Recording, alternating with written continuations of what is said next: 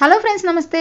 పల్లీలు కోకోనట్ వాడకుండా ఇడ్లీ దోశలకు అదిరిపోయి ఆనియన్ టమాటా చట్నీ కోసం ముందుగా ఒక ఆనియన్, 2-3 పచ్చిమిర్చిని, 2 ఎండుమిర్చిని, 3 టమాటాలు తీసేసుకొని ఈ విధంగా చిన్నగా కట్ చేసుకొని ఇప్పుడు ప్యాన్ తీసుకొని ప్యాన్లో 2 టేబుల్ స్పూన్ దాకా ఆయిల్ వేసుకొని ఆయిల్ హీట్ అయిన తర్వాత 1 టేబుల్ స్పూన్ దాకా మినపగుళ్ళు, 1 టేబుల్ స్పూన్ దాకా పచ్చిశనగపప్పుని వేసుకొని వీటిని ఈ విధంగా ఫ్రై చేసుకొని పచ్చిమిర్చిని, ఎండుమిర్చిని వేసేసుకొని వీటిని కూడా ఈ విధంగా ఫ్రై చేసుకున్న తర్వాత ముందుగా కట్ చేసుకున్న ఆనియన్స్, టమాటాని వేసుకొని తగినంత ఉప్పు వేసుకొని ఈ విధంగా సాఫ్ట్గా అయ్యేంతవరకు ఉడికించుకోవాలి. టమాటాలో సాల్ట్ వేసుకుంటే టమాటాలు సాఫ్ట్గా అవుతాయండి. తర్వాత చింతపండు, 2-3 వెల్లుల్లిని, కొత్తిమీర, కరివేపాకుని వేసేసుకొని ఒక 2 మినిట్స్ ఫ్రై చేసుకొని దీన్ని పూర్తిగా చల్లారిన తర్వాత మిక్సీ జార్లో వేసేసుకొని ఇందులోనే కొద్దిగా జీలకర్ర వేసేసుకొని మెత్తగా సాధ్యమైనంత వరకు పేస్ట్ చేసుకొని దీన్ని బౌల్లో తీసేసుకొని ఇప్పుడు దీని తాలింపు కోసం ప్యాన్లో 2 టేబుల్ స్పూన్ దాకా ఆయిల్ వేసేసుకొని ఇందులోనే ఆవాలు, జీలకర్ర, పచ్చిశనగపప్పు, కరివేపాకు, కొత్తిమీర, ఎండుమిర్చిని కూడా వేసేసుకొని సర్వ్ చేసుకుంటే ఎంతో టేస్టీగా ఆనియన్ టమాటా చట్నీ రెడీ అయిపోయినట్టే. ఈ వీడియో మీకు నచ్చితే లైక్ చేయండి, ఛానల్ సబ్స్క్రైబ్ చేయడం మర్చిపోకండి. Thanks for watching.